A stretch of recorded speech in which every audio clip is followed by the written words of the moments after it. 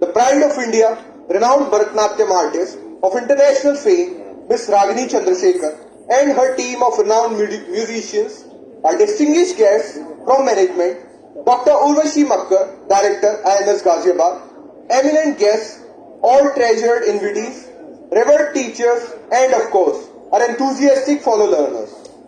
Today, on behalf of IMS Ghaziabad, I, Purnima Mishra, along with Vaibhav Nagpal, welcome you all to the symphonic cultural evening, reaching the roots and immersion in Indian classical dance by the renowned Bharatnatyam artist, Ms. Ragini Chandershekhar. The Cultural Extravaganza is organized under the Virasat series of SPICMACAY, Society for the Promotion of Indian Classical Music and Culture amongst you. Let's rejuvenate our mind and soul with the mesmerizing harmony of Indian classical music and dance.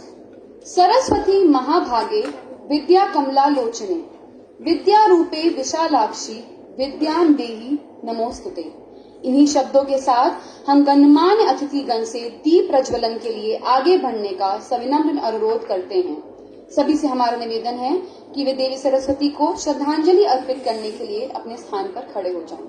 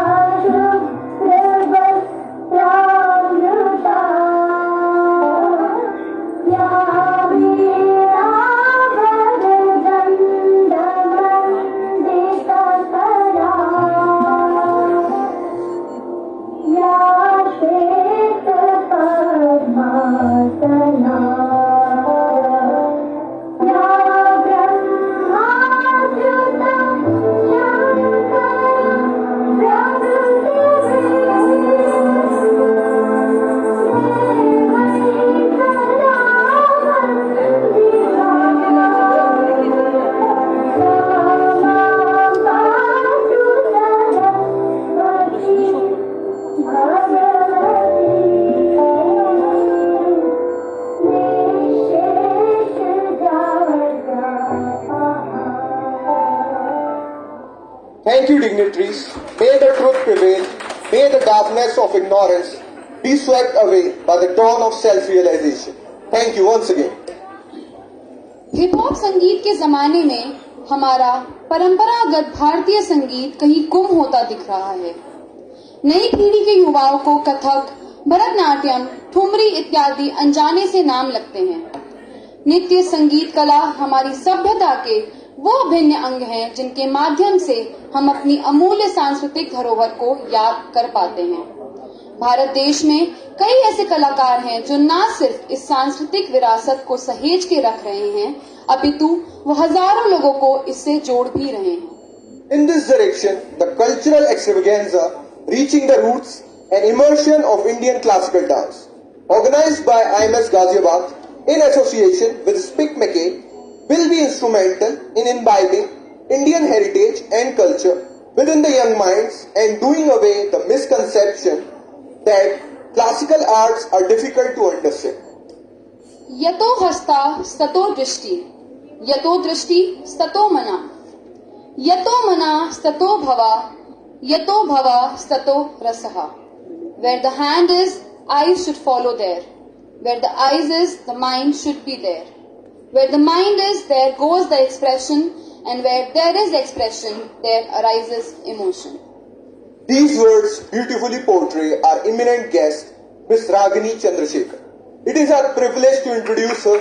Miss Ragini Chandershekhar is ranked amongst finest Bharatnatyam dancers of her generation, trained in Bharatnatyam by her mother, Guru Jamuna Krishnan, and by Guru K.J. Govindarajan. Her advanced training has been under the tutelage of great masters of the dance form. Her dance glows with the red magic of purity and adherence to the traditional form. while her nrit sparkles with the kinetics of moments and space, her abhinay follows into the subtle space within.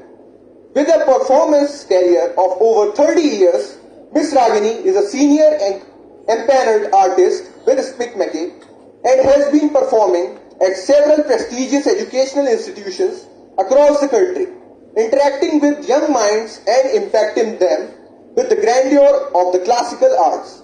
A graded artist with Doordarshan and a senior empaneled artist with the ICCR.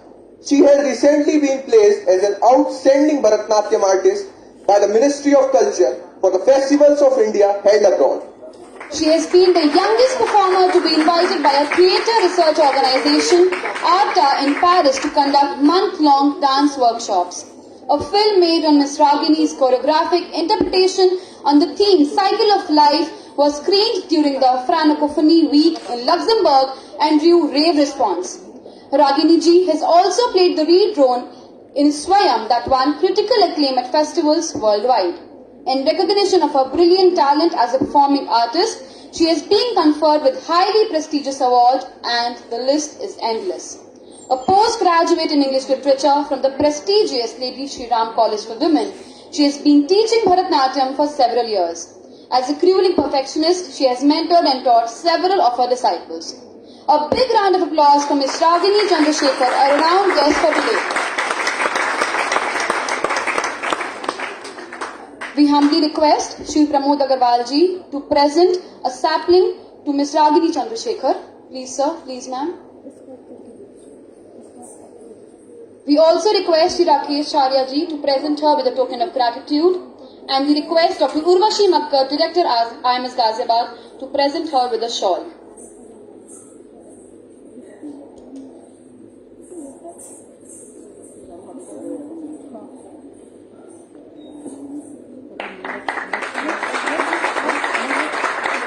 We request Shri Rakesh Charya ji to welcome Shri K. Venkateswaran on vocal with a token of greeting and Srimati Deepa Charya ji to welcome him with a token of gratitude.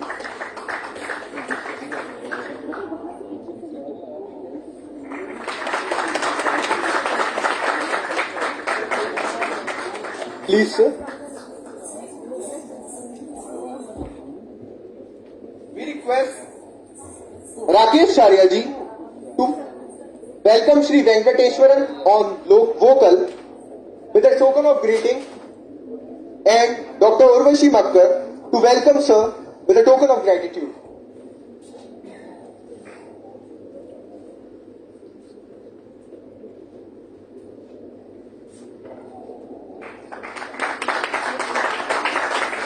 We request Dr. Urvashi Makkar to present a sapling to Shri M.V. Chandershekhar ji, our renowned artist on Mridangam, and there's just a mess up, I think, in the order.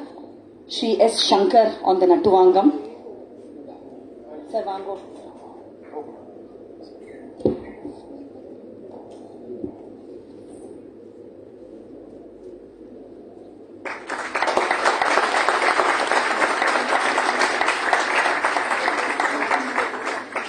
We request Mr. Mayank Chaudhary to present a token of greeting to Shri Ravinder ji on flute, Shri M.V. Chandershekhar on the Mridangam.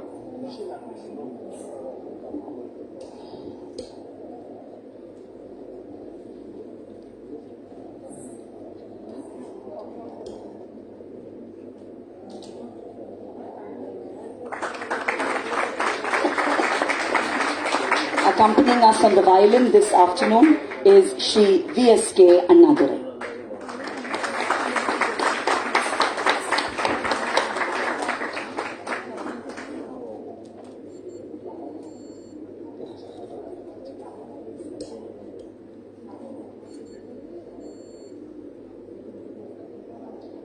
We request Srimati Sunita Agarwal ji and Srimati Deepa Charya ji to welcome our esteemed SPICMACAY coordinator Ms. Abha Bansal ji with a shawl and a sapling. Please ma'am, please ma'am.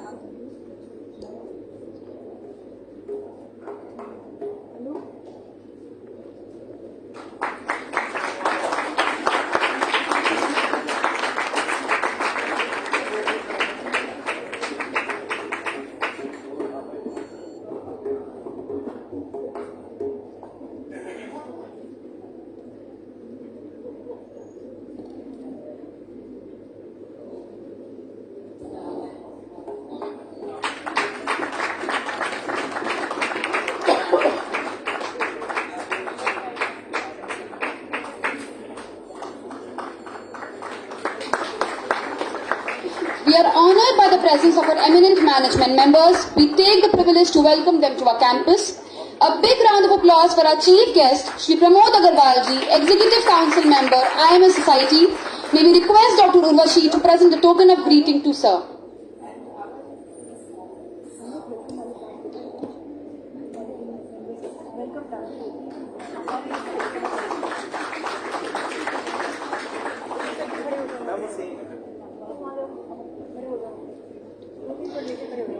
A big round of applause for our chief guest, Shri Pramod Agarwal ji, Executive Council Member, IMS Society. May we request Dr. Urvashi to present a token of greeting to sir.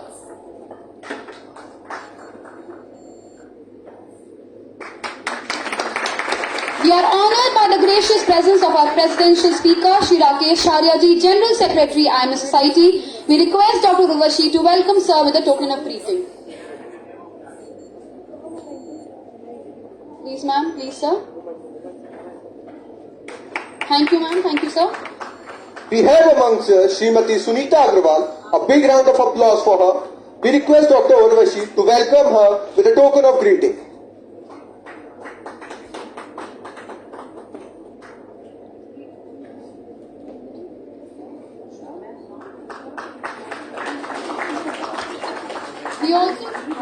We also request Dr. Anandita to present. We also request Dr. Anandita to honor her with a shawl.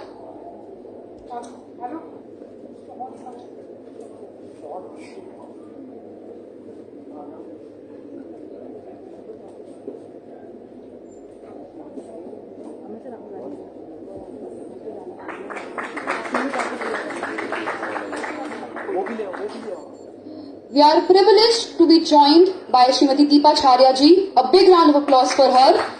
We request Dr. Urvashi to honor her with a shawl, and we request Dr. Amit Bharti to present her with a token of greeting.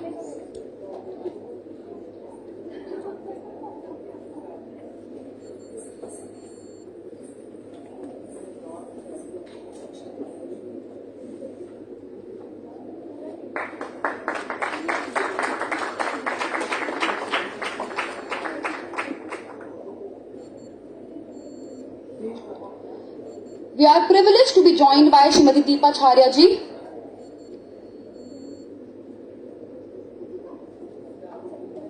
Let's have a huge round of applause.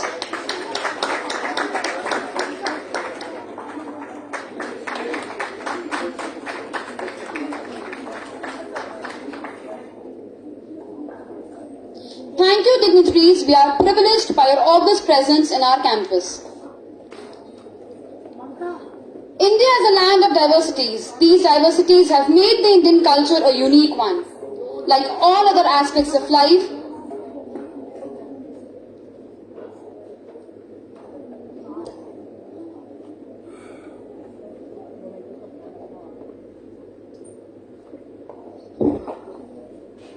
we are privileged to be joined by our distinguished guests, Dr. Ajay Kumar, Director IMS UC Campus. May we request Dr. Amit Bharti to kindly present him with a token of greeting.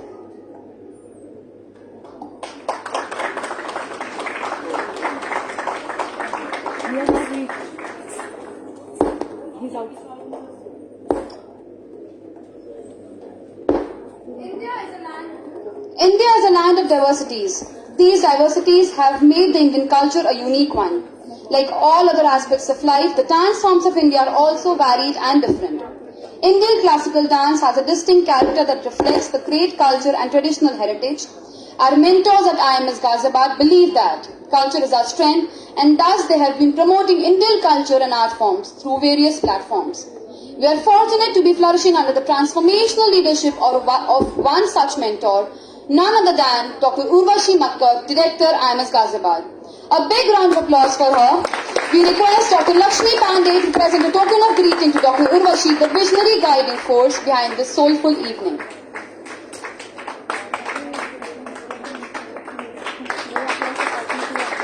Thank you, ma'am. Thank you, ma'am. May we now request Dr. Urvashi to kindly grace the dais with her presence and deliver the welcome address. Please.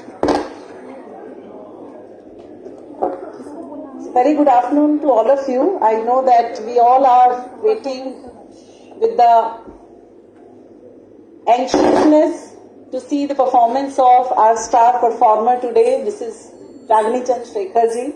And what a beautiful evening it is going to be with the presence of our worthy mentors of IMS Ghaziabad. It is such an honor to have the presence of Dr. Pramod Agrawal ji as the chief guest of the ceremony today, along with Mrs. Sunita Agrawal ji. A big hand for both of them's presence.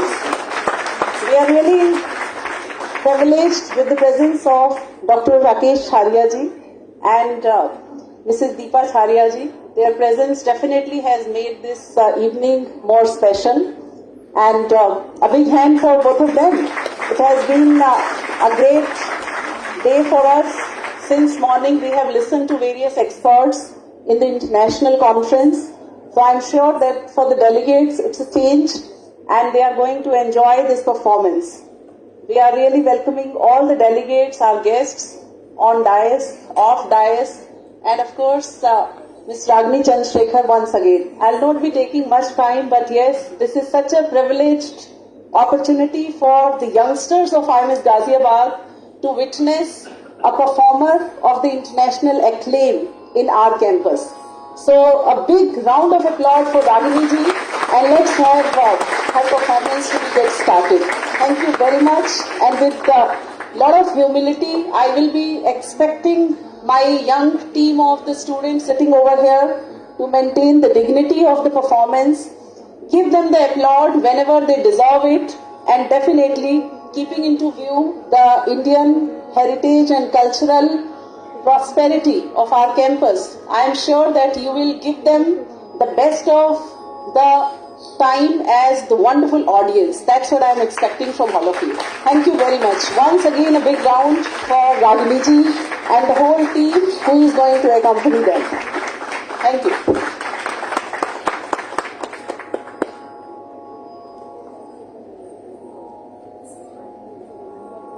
Thank you, ma'am, for your inspiring words and for envisioning this soulful evening of music and dance. May we now request our presidential speaker, Shri Rakesh Chharia ji, to kindly address the audience. Sir, please.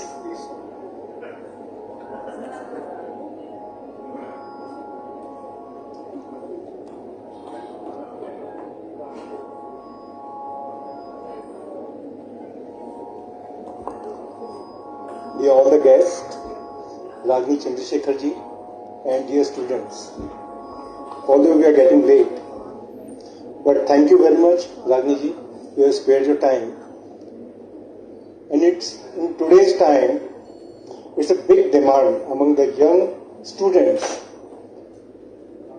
to take the glimpse of Indian culture and classical dance. And I will be grateful, Abhaji, through you, please convey my gratitude to Dr. Kirti Seth. 45 years ago, he has started this organization. And you will see कि धीरे धीरे India से जो इनकी cultural heritage थी वो धूमिल होती जा रही है. जो हमारे यंगस्टर्स हैं वो हमारे क्लासिकल म्यूजिक, क्लासिकल डांस इसको छोड़ के जैज और इन सब पे जा रहे हैं. ये हमारी कल्चरल हेरिटेज है, इसको हमें मेंटेन करना है. एंड स्पीक मैके is doing the right thing. Thank you very much.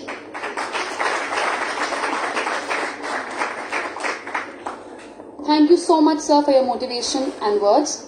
With utmost humility, we request our chief guest, Shri Pramod Agrawal ji, to kindly bless us with his inspiring words.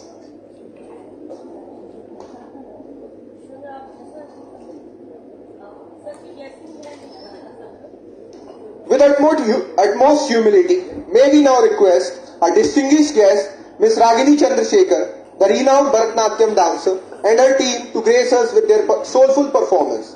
Let's have a thunderous round of applause.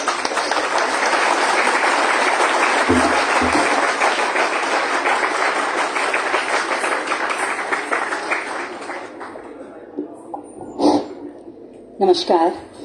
It's indeed a pleasure and an honor to be here performing for you under the Virasat series of SPICMACAY.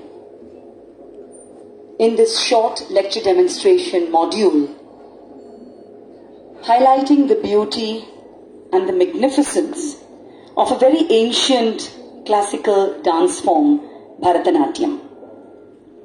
At the outset, I would like to, on behalf of my team of musicians, extend my very warm thanks to Abhaji. She is the one who has initiated this hopefully wonderful interaction.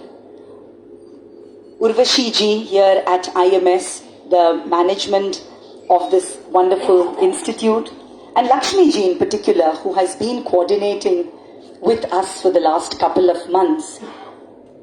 Our thanks to them for having so meticulously planned this evening and for having made it possible for us to be here and share, as I said, a very small slice of this ancient classical dance heritage with you.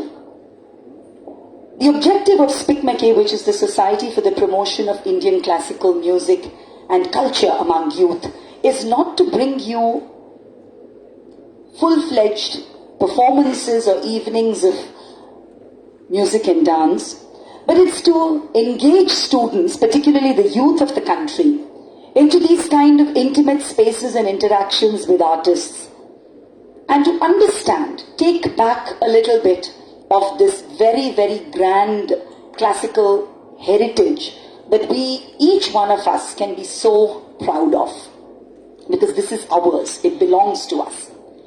And the beauty of the dance form that you're about to witness, Bharatnatyam, is that while it is such an ancient classical dance form, it has a dated history to about 2000 years. So you can imagine the antiquity of the dance form.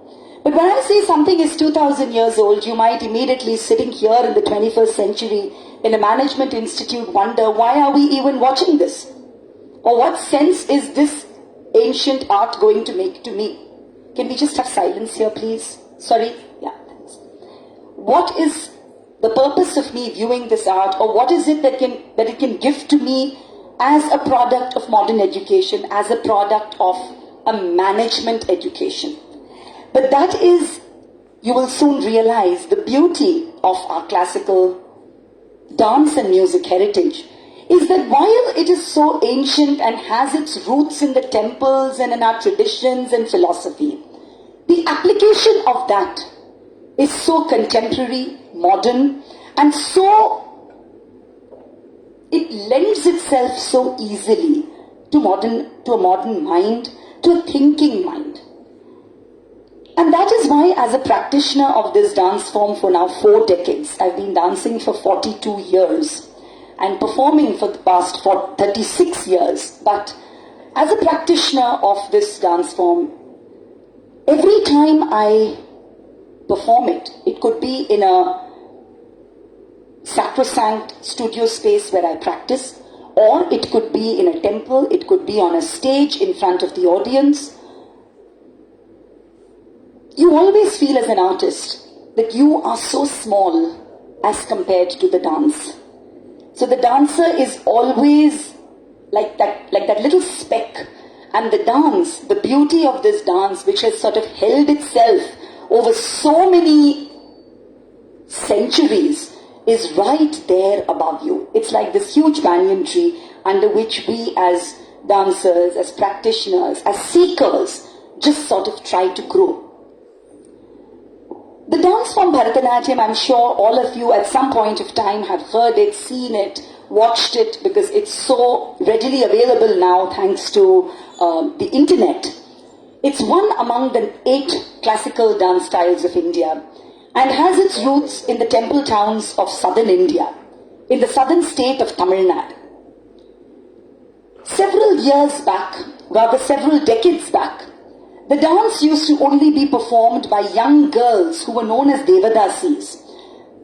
And it was their daily ritual to perform in front of the Bhagwan or in front of the deity in the temple. So please understand that the dance form was never really meant for performance. It was never meant for a stage, never meant for lights, never meant for acoustics. It was only meant as a form of ritual offering, as a form of bhakti and prayer to the God.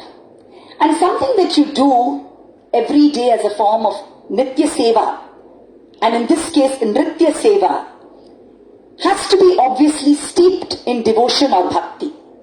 So this element of bhakti or devotion is something that is still the fulcrum or the center, the cornerstone of this dance form. The language in which the compositions used in the dance form are used are primarily Tamil, Telugu, Malayalam, Kannada to some extent, and of course Sanskrit.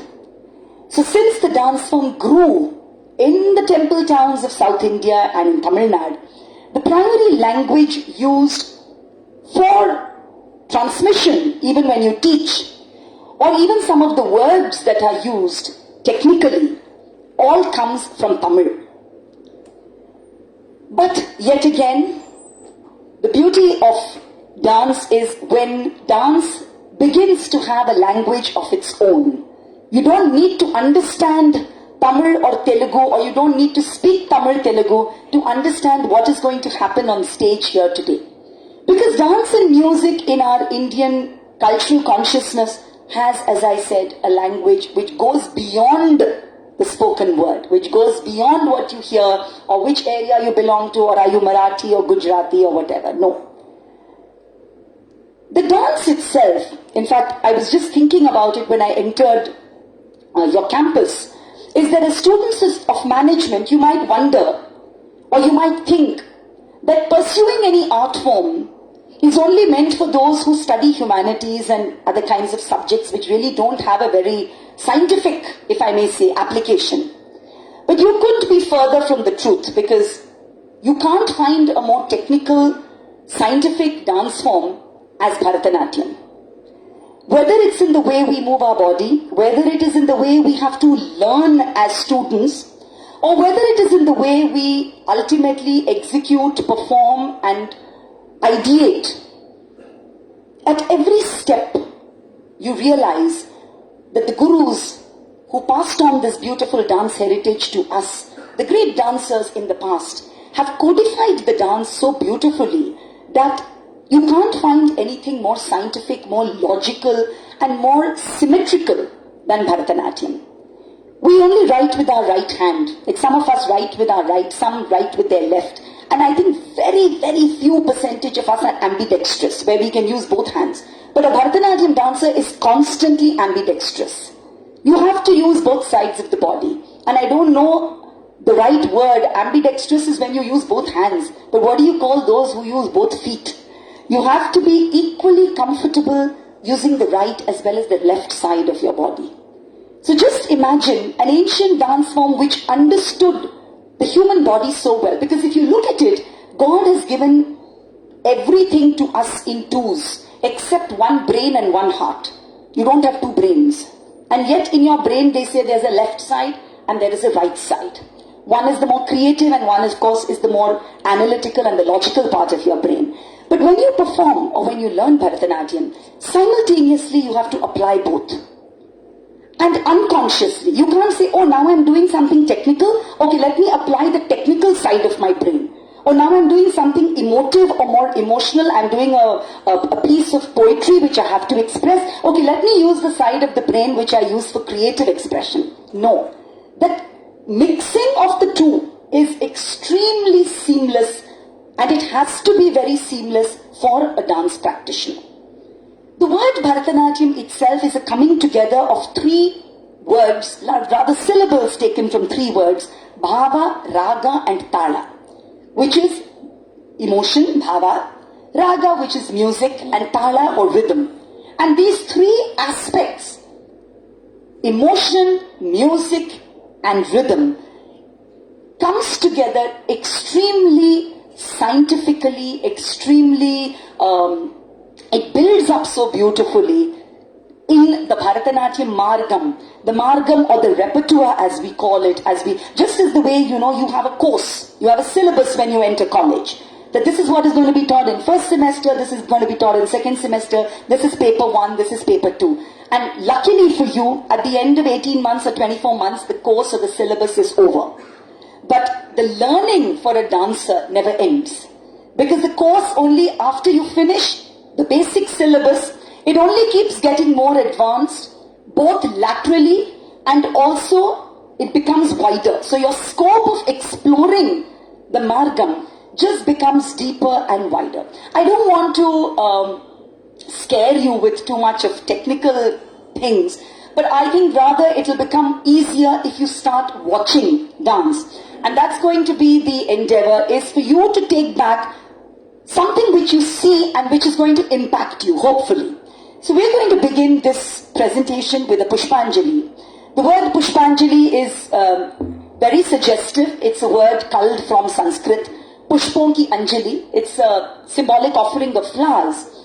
And the offering of flowers is always done to invoke the blessings of the divine supreme power of God above. And also to take or seek the blessings of our gurus and welcome the audience. Because when we dance for an audience, the Rasika, that is each one of you sitting in the audience, even though you're not coming up here and dancing, but you all play an extremely important role. Your role is not just to sit, watch and clap and just go away out of the auditorium. No. But your responsibility is to give that right kind of anubhava or experience to the artist who's performing here.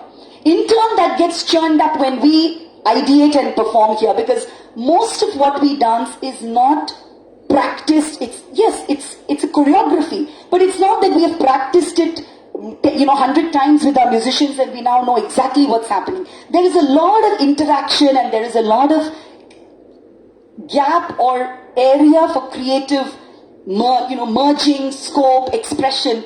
And unless and until you give us those, as I said, those right responses and vibes, you don't even have to clap. But just seeing you watching is enough indication for an artist or a performer to understand how involved you are in that artistic process. So that is why they always say that when you create rasa which is, someone translated it as, in the shloka from Abhinaya Darpana, they said, Yato hasta tato drishti. So rasa, they translated it as emotion. But rasa is much more than emotion. Rasa is an entire aesthetic experience. And when I say aesthetic experience, it's not about how we are looking or what's our makeup or what's our jewelry, but it's about how we dance. What is the kind of ananda that we dance with, and whether that reflects in the audience. And this interaction has to be, as I said, a continuous two-way process during the course of the performance. We're going to start with the Pushpanjali. It is in Ragam Natai. It's a very traditional melody culled from the Carnatic music system of music. And the Carnatic music, classical system of music, is what we use in Bharatnatyam because it comes from the southern belt.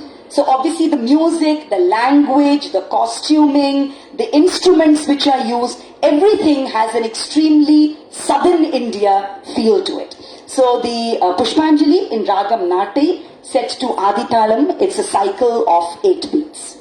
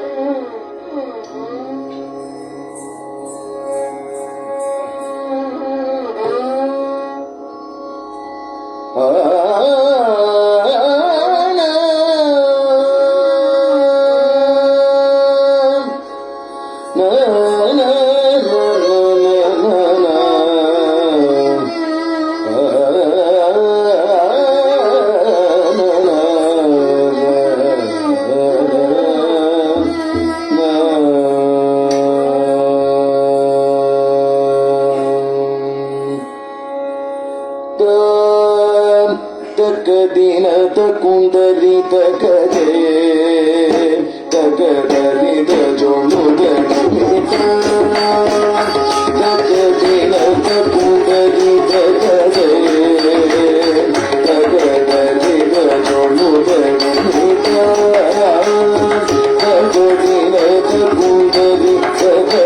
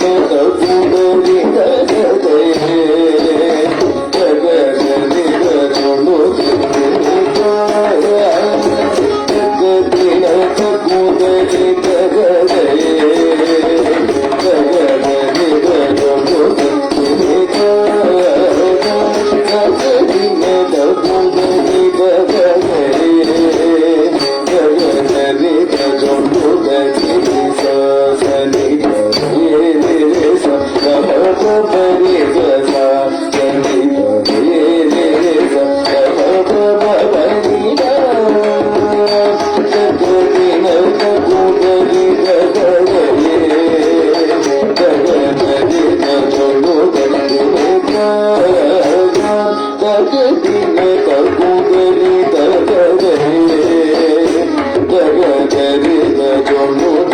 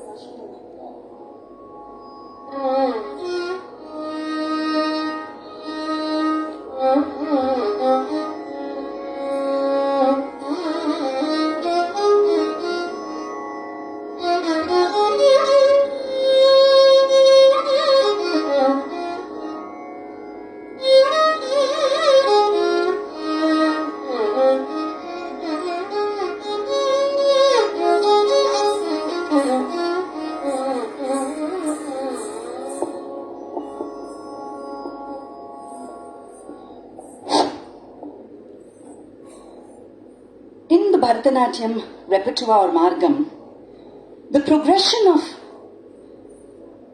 challenge, difficulty, duration, and also in terms of the visual experience, everything just gets built very gradually. So after the Pushpanjali, we have a composition called the Allaripu. The word Allaripu means to open like a flower, to blossom like a flower. So those of you who have observed flowers in nature, when you plant the seed and when the tiny bud comes up, it doesn't open up and come up like a flower fully. It's a bud. And then the process where it opens petal by petal begins. And it's very gradual that the bud really becomes a bloom. So in the Allaripu also, the training, the physical training of the dancer is to such a heightened level of rigor that we begin to use our eyes, the shoulders, the wrists, the palms, and only then do we use the feet to highlight or demonstrate the rhythm.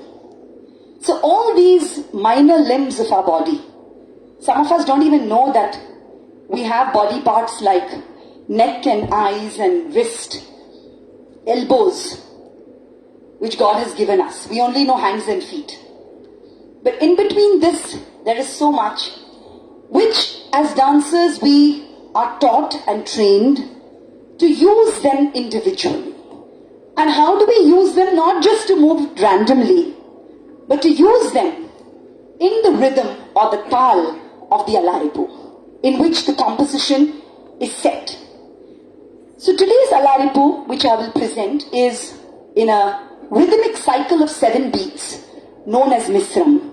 So it goes as 1, 2, 3, 1, 2, 3, 4, 1, 2, 3, 1, 2, 3, 4, 1, 2, 3. So constantly you will hear this refrain of 1, 2, 3, 1, 2, 3, 4. Kakke, kakke, dhingi. 1, 2, 3, 1, 2, 3, 4. 3 and 4 is 7. So that is how we even put the tal. But we never count as dancers 1, 2, 3, 1, 2, 3, 4, 1, 2, 3. No. It's always done in such a way that the dancer understands the stress of the tala, the punch, and the movements of the body are designed in such a way to bring out and highlight that tala. So when we go to watch a dance recital, we don't even have to put the rhythm. When we see the movement of the dancer, we know what is the tala in which she's dancing. Because the movement, the choreography, the way she uses her feet have to demonstrate rhythm at every step. So we're going to do the Allaripu today in Mr. Chapu. It's a very short composition. The Allaripu is only a composition which is 180 seconds. Just 3 minutes. But then I think it takes us more than a year to teach that to our students. Either they don't get the balance right, or they move their neck too much, or when they sit straight, the body tends to fall, or the hands, if I tell you to hold it up like this, you won't be able to hold it up. Because this is the natural way that our hands are held up. But if I tell you to hold it up, lifting your elbows, all the pressure comes on your shoulder. So then when they lift it up, then the neck goes down, which is supposed to maintain the right kind of symmetry. So as I said, teaching of an Allaripu on an average takes about a year and a half, if the student is hardworking. Then we finish it in about a year, and it's only 3 minutes long. So you just see the difficulty level and the way that kind of perfection has to be there when you execute the different speeds of the Allaripu.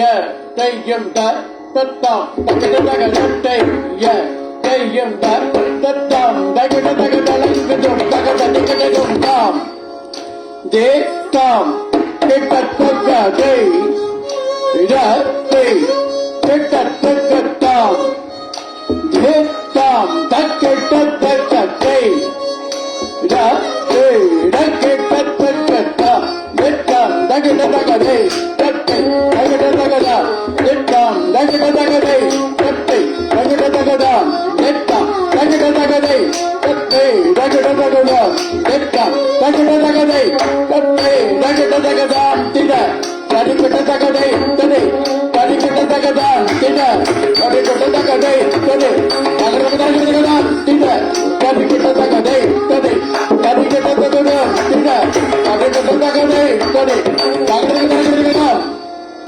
dekha, takata timi takata takata day, ida, takata timi takata takata, dekha, takata timi takata takata day, ida, takata timi takata takata, dekha, takata takata day, takata takata, dekha, takata takata day, takata takata, dekha, takata takata day, takata takata, dekha, takata takata day, takata takata, sida, takata takata day, takata takata, sida, takata takata day, takata takata day,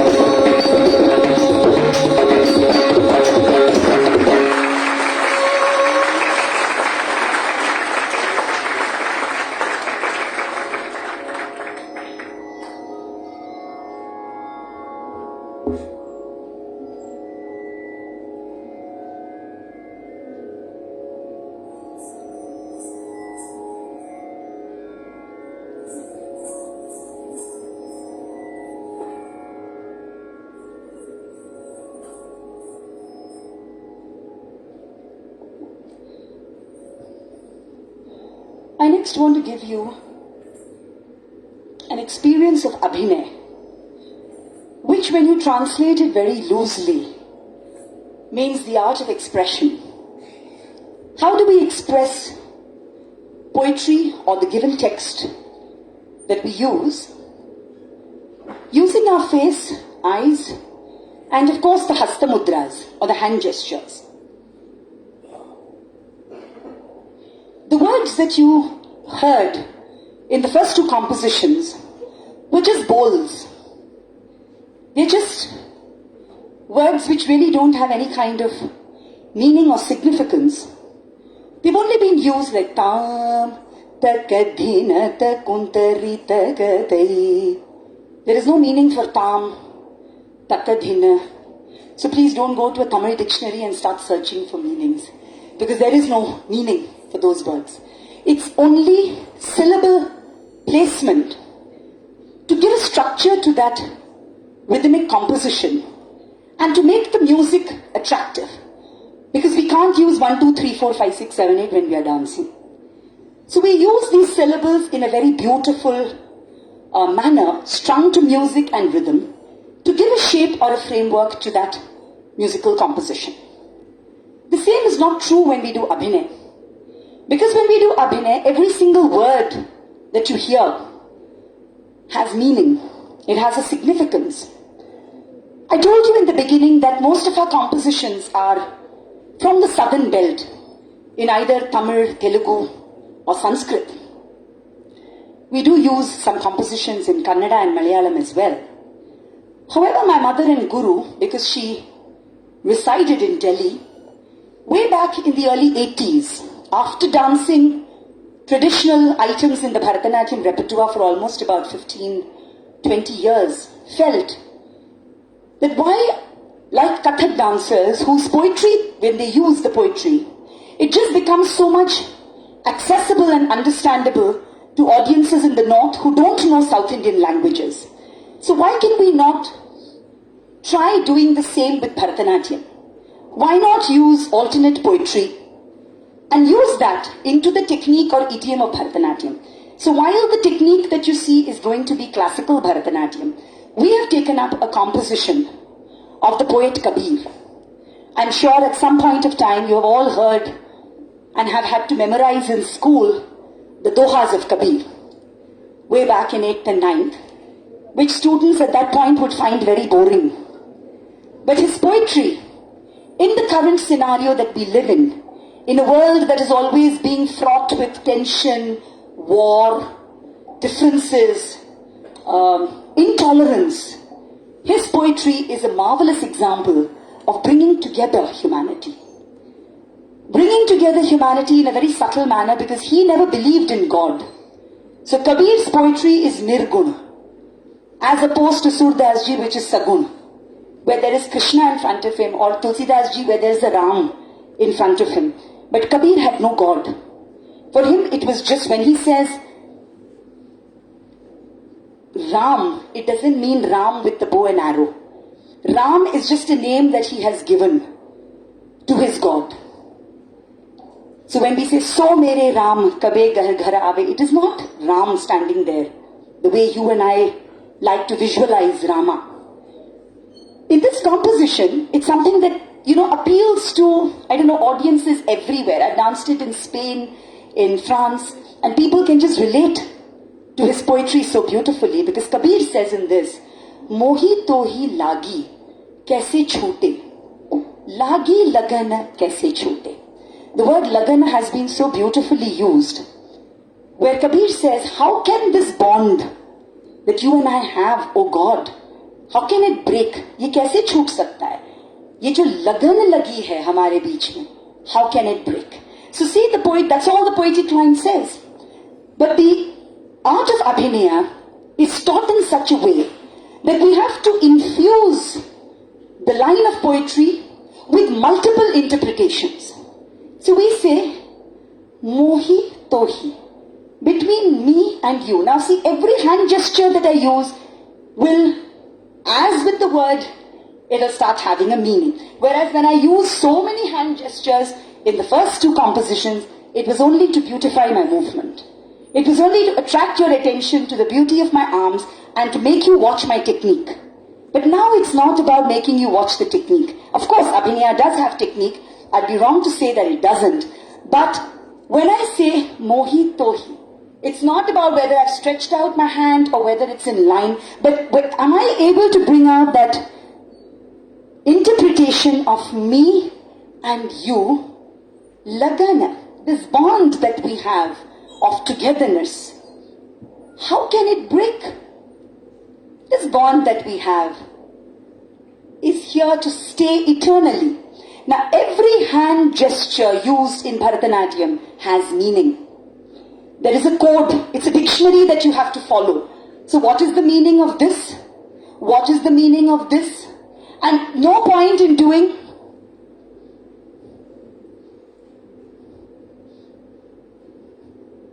It's a robo. It's not a human dancer.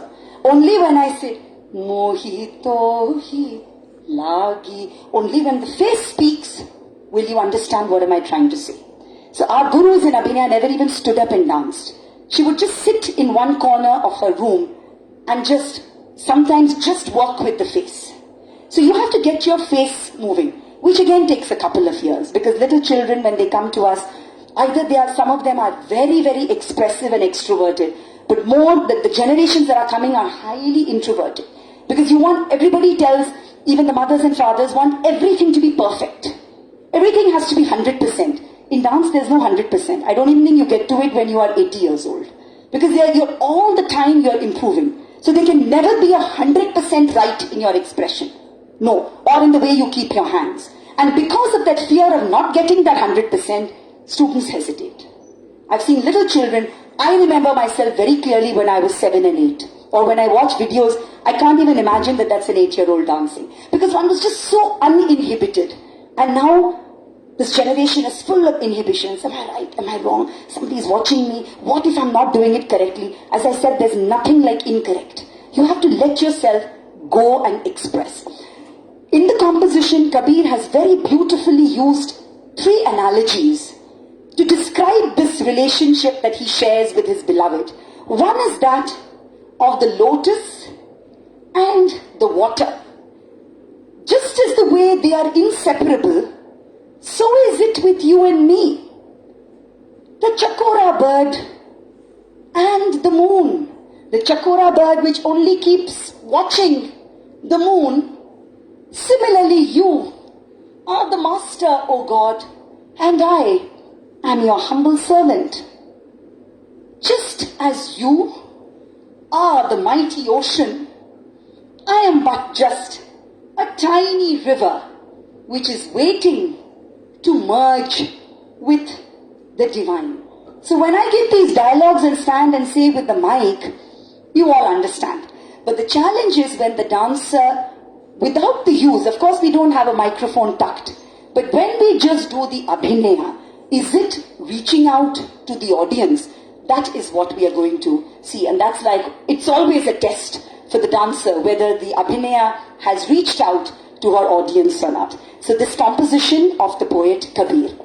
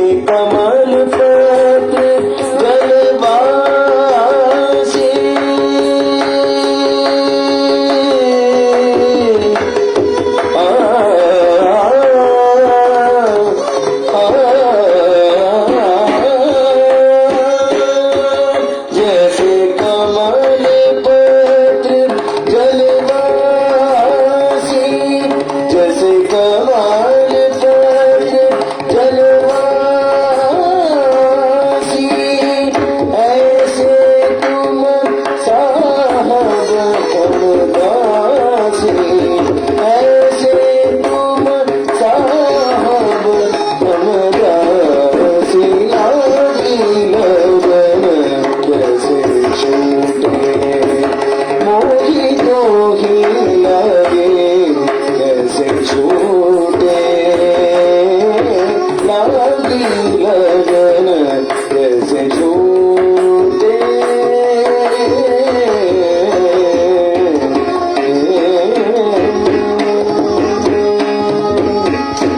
जैसे चकोर तकत निसी चलता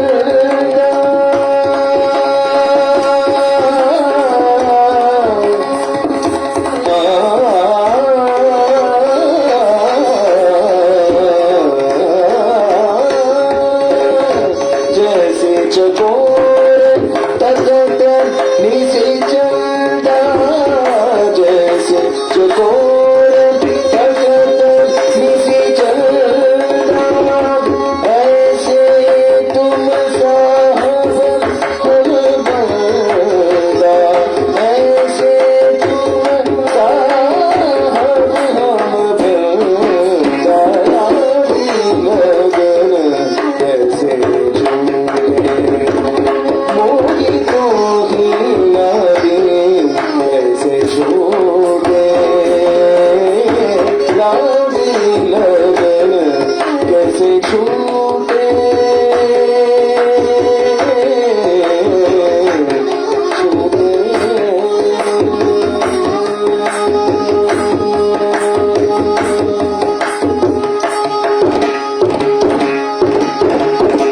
कहे कबीर हमर मन लाई कहे कबीर हमर मन लाई कहे कबीर हमर मन लाई जैसे सरिता सिंधु समाई जैसे सरिता सिंधु समाई जैसे सरिता सिंधु समाई लागी लगन कैसे छूटे मोरी तो ही लगे कैसे छूटे लागी लगन कैसे छूटे मोरी तो ही लगे कैसे छूटे लागी लगन कैसे छूटे लागी लगन कैसे छूटे मोरी तो ही लगे कैसे छूटे कैसे छूटे कैसे छूटे लागी लगन छूटे कैसे छूटे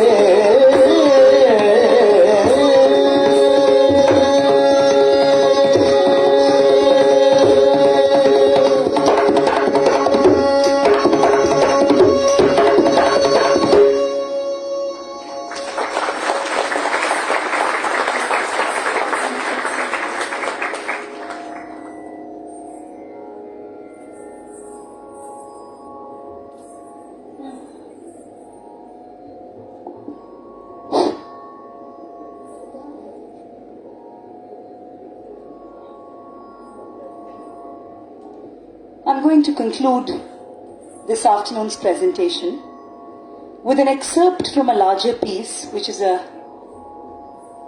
main piece of a Bharatnatyam recital, the Varnam. This is a shorter extract from that, and the lyrics for this composition have been taken from Surdas Ji's Sursagar. Those of you who are familiar with Surdas Ji would know that he was a very great ardent devotee of Krishna.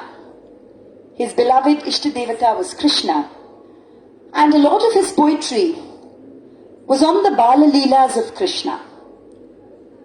Krishna playing in Gokul with his friends, stealing butter, lifting the mountain Govardhana, and also another aspect of Krishna where his divinity as the creator of this universe, the one who performed multiple leelas, completely oblivious of his identity as the supreme creator of the universe, is very beautifully expressed by Surdas Ji. So Surdas Ji literally becomes a spectator of this. I'd urge you to stop talking because a lot of this is extempore. We have not mucked it up. It's not an exam. So, if you constantly just ruffle your heads, it's easy to talk. Very difficult to dance. And even more difficult to ideate. This is not Bollywood or jazz where the steps are choreographed. So you have to put your mind and heart into it when you dance. So please don't talk.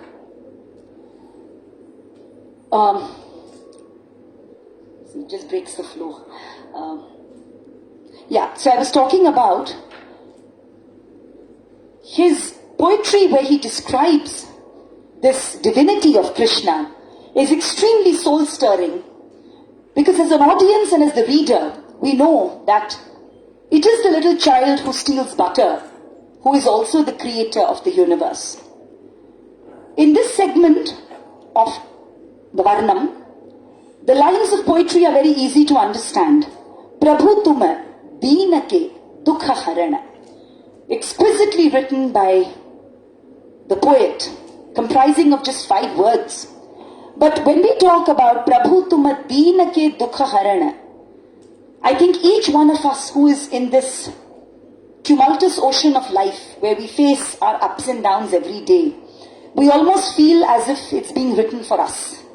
And when we sit in front of God or we are praying or sitting in the puja room, every time when I do this piece, it's like puja for me.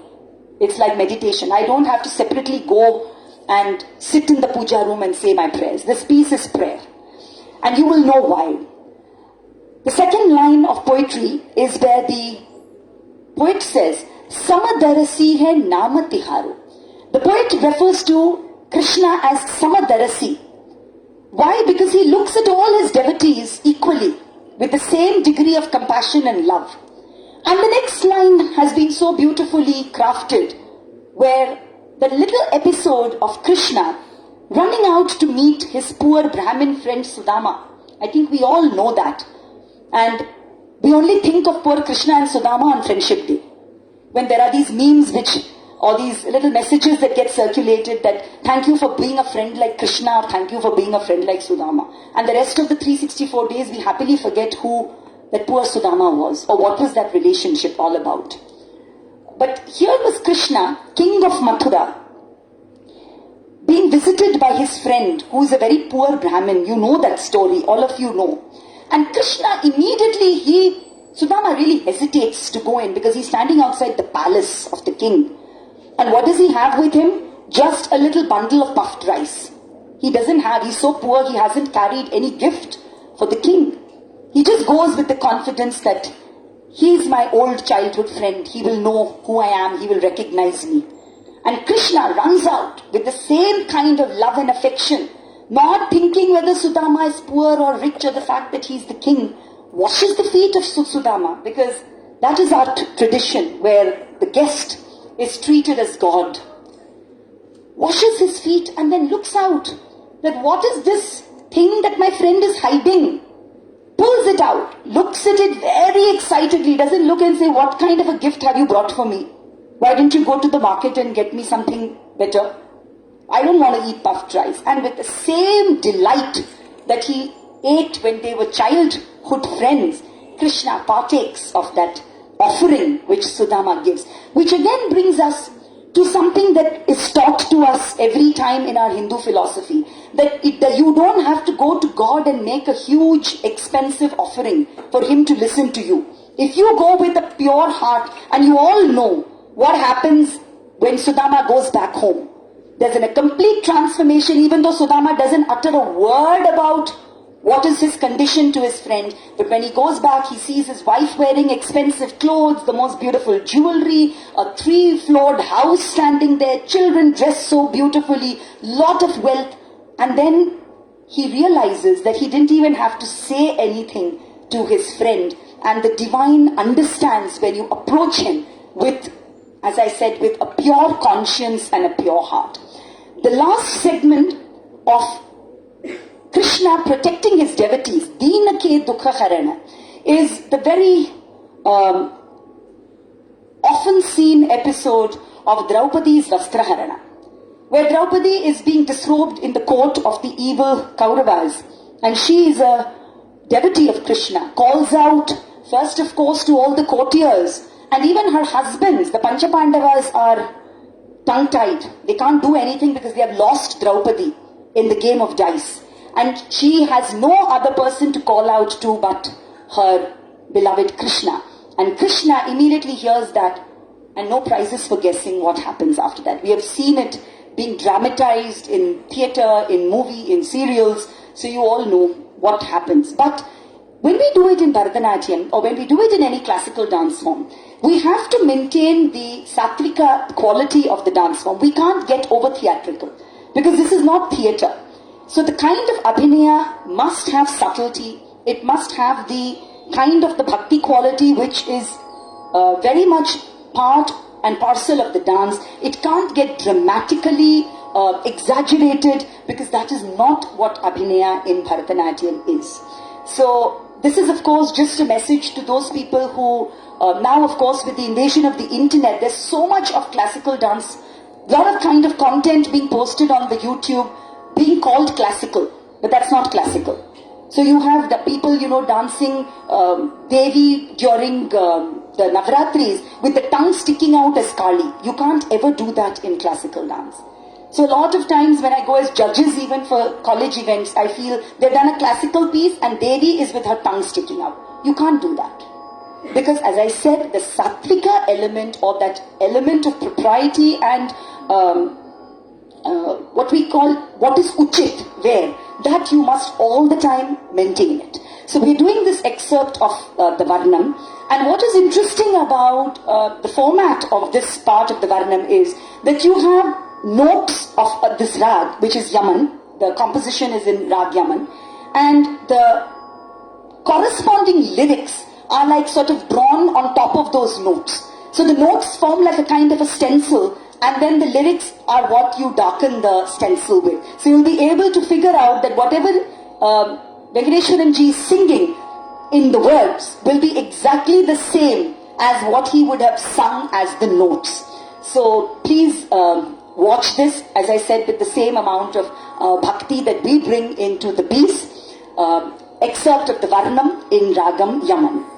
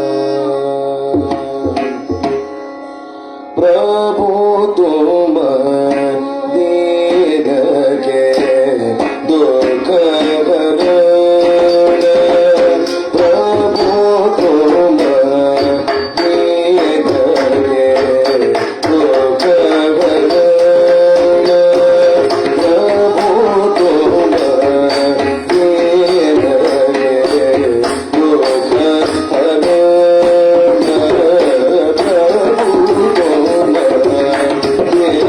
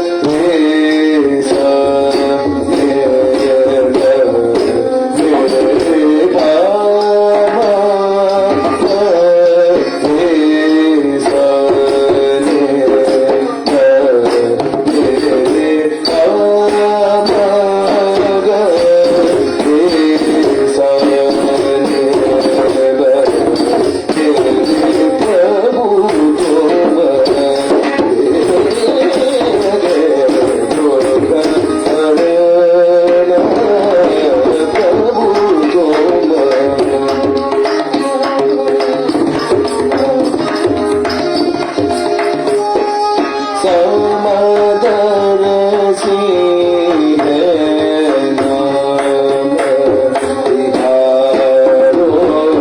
समदर्शी है नाम तिहारो समदर्शी है नाम तिहारो प्रभु तुम दीन के दुख हरण प्रभु तुम दीन के दुख हरण तमगरि सवनि दिस तमगरि दिगा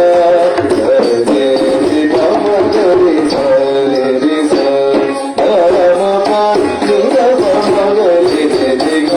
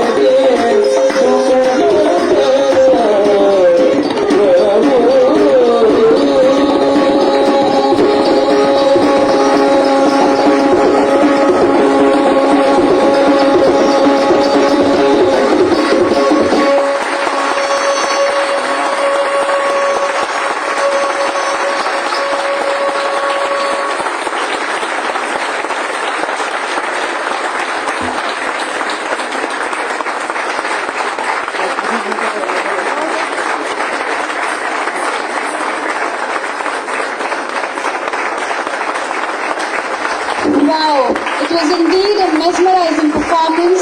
The mind and soul is fully rejuvenated with the mesmerizing symphony of Bharatnatyam. It really touched the souls of every one of us sitting here. Sorry, before we end, I would like to ask you to come up with some questions. I'm sure it's not possible that when you're viewing Bharatanatyam,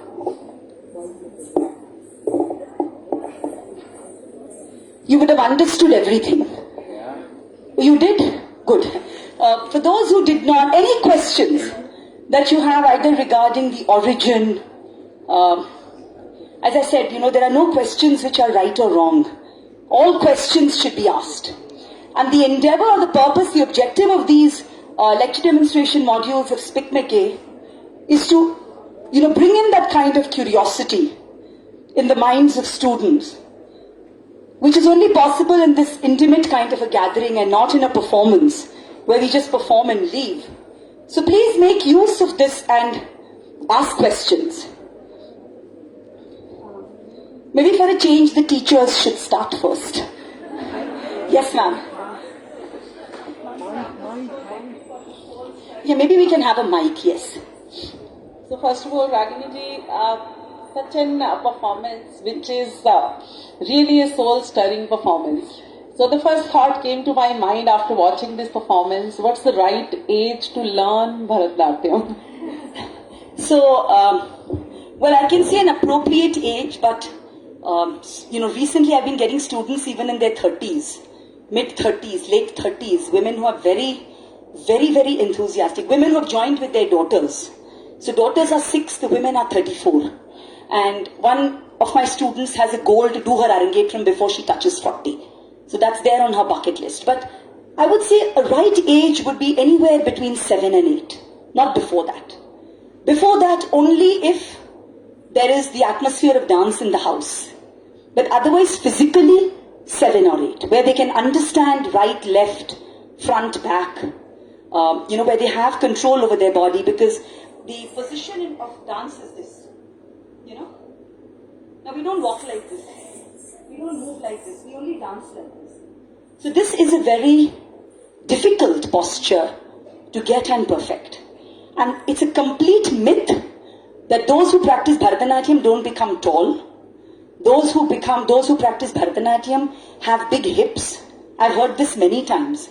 A lot of people say, oh, you are a classical dancer, but, we have heard that if you do Bharatanatyam and if you squat, your hips become big, which is just completely against the logic of anybody who exercises. We squat to reduce your hips.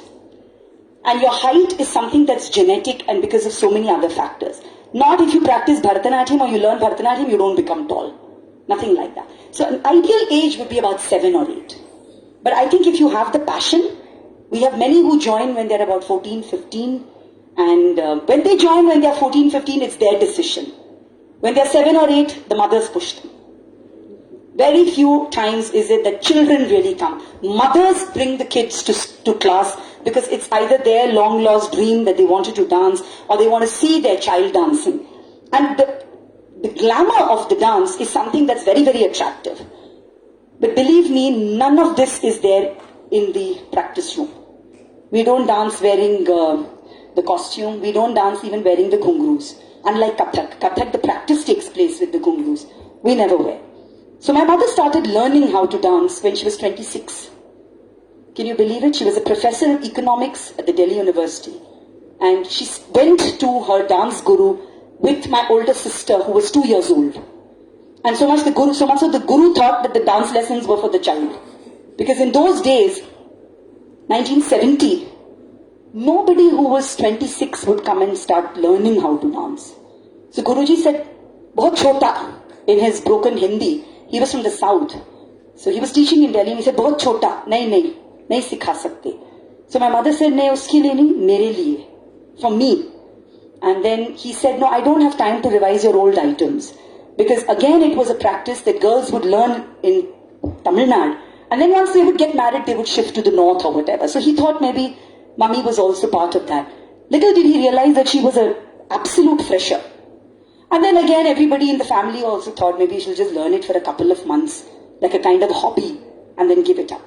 But I think if you really have that burning passion within you, and then went on to, researching and teaching and being such a, pillar of the dance community here in the North for almost about 40 years. I lost her in 2019.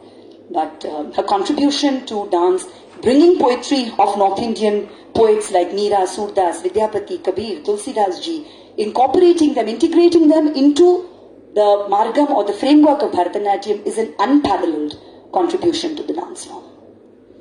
Thank you very Yes, sir. much. Thank you.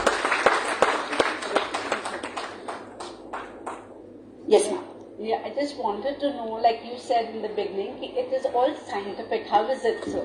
So scientific, when I use the word scientific, I meant that it's extremely technical. Now when I'm standing as Krishna, this is the way to stand as Krishna. So there is a science behind it. If you look at the sculptures or paintings, of Krishna, he's always with his left leg crossed over the right. So I can never stand as Krishna like this. So the use of the word scientific was to tell you about how important the technique is in the dance form. And without the technique, you can't learn any dance form. So, Kathak would have a different dance technique. Odissi will have a different way of keeping the body. And also, each time you move the body, it's got to be in a particular manner which reflects the beauty of that movement. Like, for example, when I moved back, why is it that I move back this way? Why can't I just go back like this? Like the way maybe I would walk in a marketplace. But that is not the way a dancer is supposed to move. So when I say science, there is a way in which your leg has to tap your back and move in order to bring that swing. If you notice, my body has a little dip. You can't dip if you do this. How can you dip? You can't dip if you don't raise your leg. So there is, to bring out the beauty of that movement visually, you have to follow these rules while you're learning the dance. So, I always stress I give a lot of importance to that learning process. Performance is nothing. If you have learnt right, you can perform. It's like if you go to the right school or college, you can crack any exam. But if your grooming and your training in that period is not okay, you can't even pass a class 10th exam with full marks because you haven't been taught it properly. It's not the fault of the child. Yes, sir. I think you had a question. So Ragini ji, I'm Ashish, and first of all, you danced very gracefully and nicely. And I have seen many a times Bharatnatyam, Odissi or Kuchipudi, the classical forms, but I never enjoyed. And today, for the first time, at the age of 41, I enjoyed your dance. The reason being very nicely, you briefed actually about the mudras, what exactly the mudras is saying, what is the form is saying. So when we understand the thing, we enjoy the thing. Absolutely. Right. So ma'am, my concern is like so many this traditional dance forms are there like Odissi or Kuchipudi, Bharatnatyam and so on and so forth. So but if I talk about today's youth actually, so they are not getting into those, they are not enjoying this. Maybe they are not understanding this.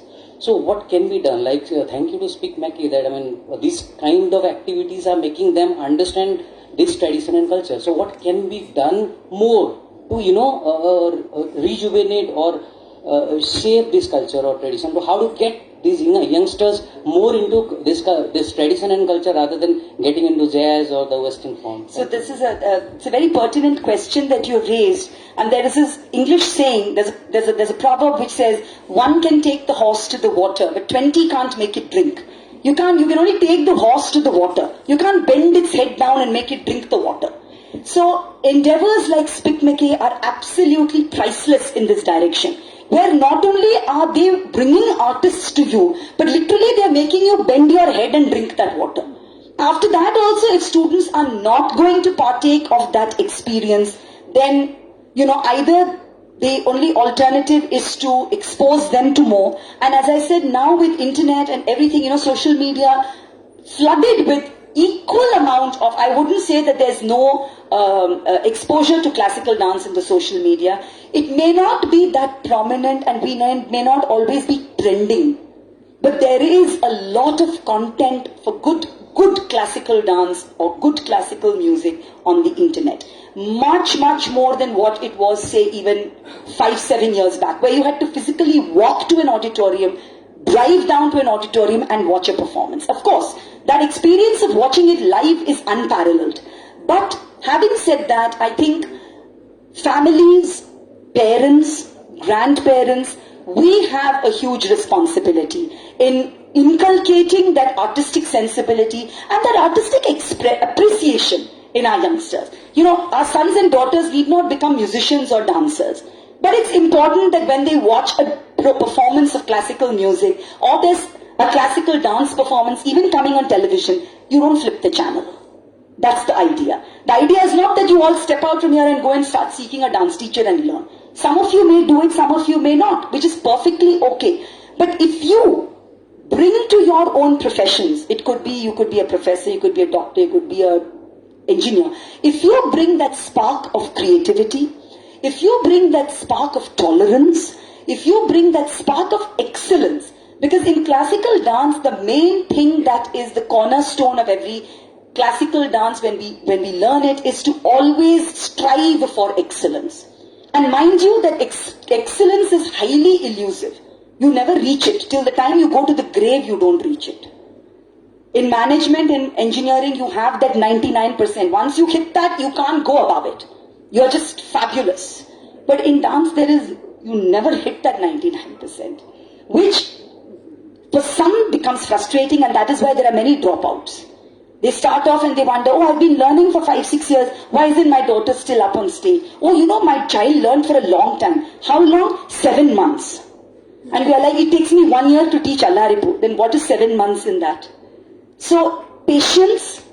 I think if parents are very keen towards or have that inclination towards classical music or dance, it automatically, somewhere down the line, it filters. Somewhere. They could either listen to it in their spare time. Somewhere. He or she may not pick up an instrument and learn it. That's totally okay. But that sensibility slowly starts coming in. Or when they listen to it with a more acute, aware ear. I think it's just more exposure. The answer to that is more exposure, which just sort of exposes them more. And all of you who are going to pass out, you have a huge responsibility on your shoulders to see that avenues for classical dance and music increase, they widen. So that in that direction, you know, I somewhere feel that for a country as big as ours, we need almost 10 movements like SPICMACAY. They're doing a phenomenal job. But you see the number of institutions and the size of the youth of this country. And why only youth? Why not us adults? We all need to get sensitized towards it. So we all have this common, as I said, a collective responsibility.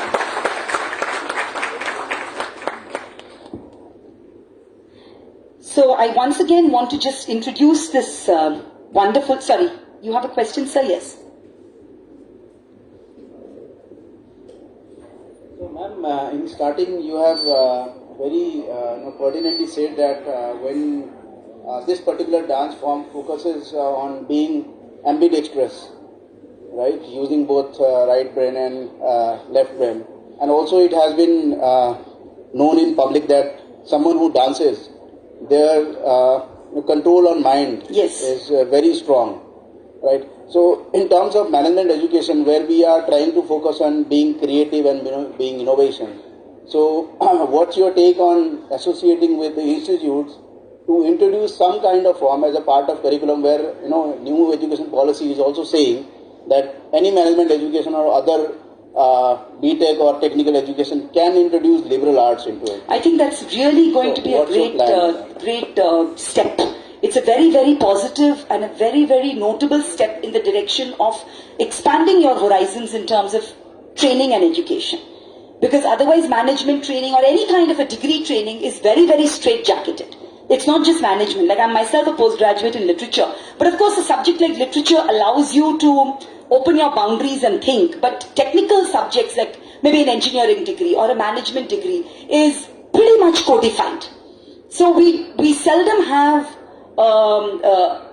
management professionals when they pass out having a kind of a very wide understanding of liberal arts. In fact, some of them don't have any kind of understanding of liberal arts. So this kind of integrating, you ask me what is my take on it, well, I fully support it. Being a SPICMACAY, you're open to associate with... Absolutely. Well, this kind of interaction is a step in that direction, you know. Thank you. Yes, it's a step in that direction. I wanted to introduce my team of musicians once more. On the Natuvangam this evening we had Shri S. Shankar. A loud round of applause please, ladies and gentlemen.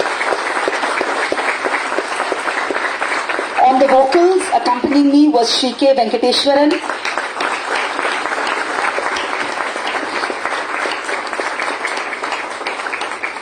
On the Mridangam, Shri M.V. Chandershekhar. And on the violin, we had Shri V.S.K. Annadurai. I would once again, before the students take over, want to express our thanks to the faculty, the management, and this wonderful group of students here at IMS Ghaziabad for having invited us and allowing us to share this very special evening under the aegis of SPICMACAY with you. Namaskar. Thank you so much, ma'am, for the beautiful performance. We all were truly taken to the cultural heritage. Let's have a huge round of applause for Ms. Ragini Chandershekhar and the SPICMACAY team.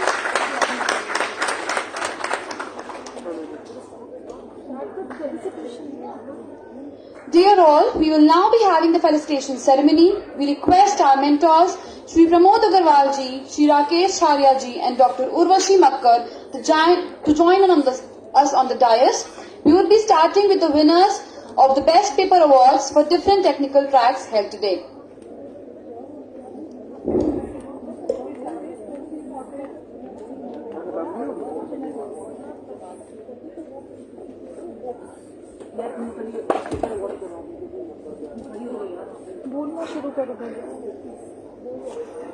The winner of Best Paper in Track 1 is Yasha Shukla and Tulika Chandra from HNB Garhwal University.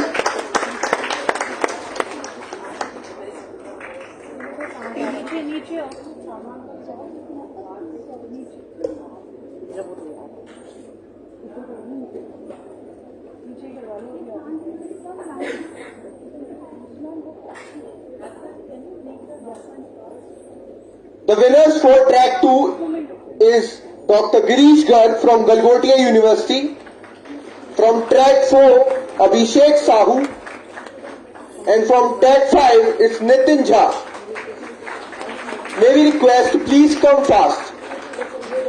Let's have a round of applause for all of them.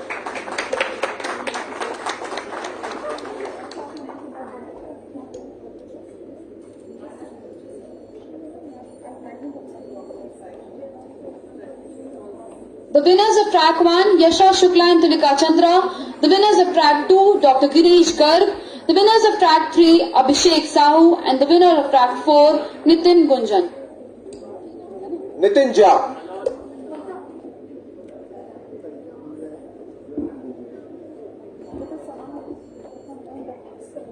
Can you please come forward?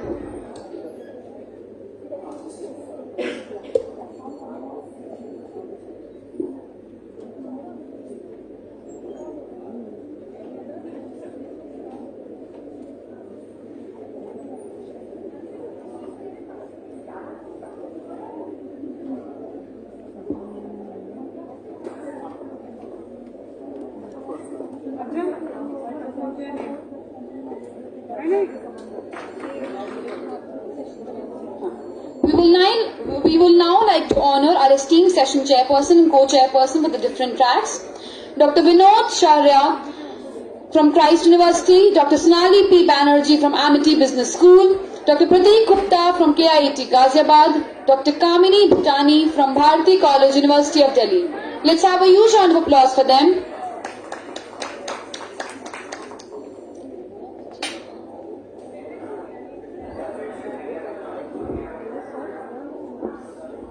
Yes, all the students please settle down, and may we request the faculty coordinator to please keep the doors closed. We would The esteemed chairpersons and co-chairpersons for the chairs of different technical rounds, Dr. Vinod Shaurya, Christ University, Dr. Sonali P. Banerjee, Amity Business School, Dr. Prateek Gupta, KIIT Ghaziabad, and Dr. Kamini Bhutani, Bharati College, University of Delhi, Dr. Preeti Chetan from ACI Pharma Private Limited,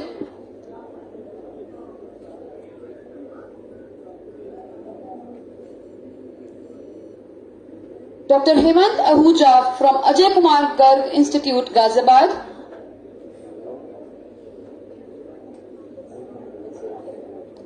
Let's have a huge round of applause for all of them.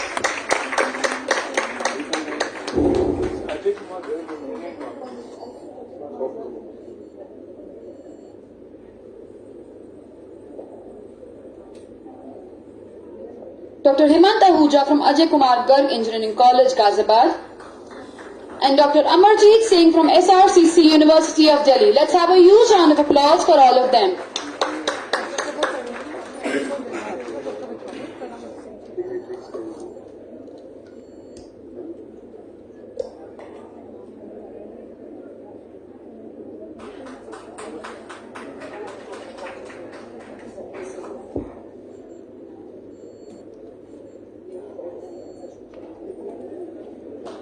To have some cherished memories, we request our dignitaries and our session chairpersons and co-chairpersons to join us for a group photograph. Please, everyone.